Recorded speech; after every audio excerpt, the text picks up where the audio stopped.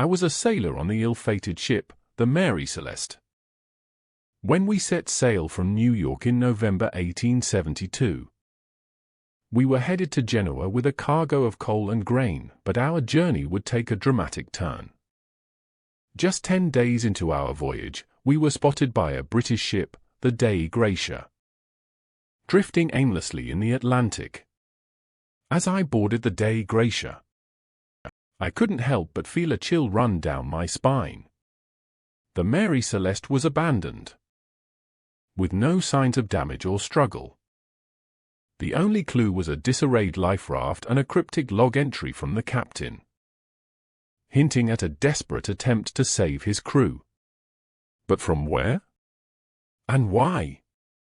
To this day, the mystery of the Mary Celeste remains unsolved, leaving behind a haunting question: what really happened to us?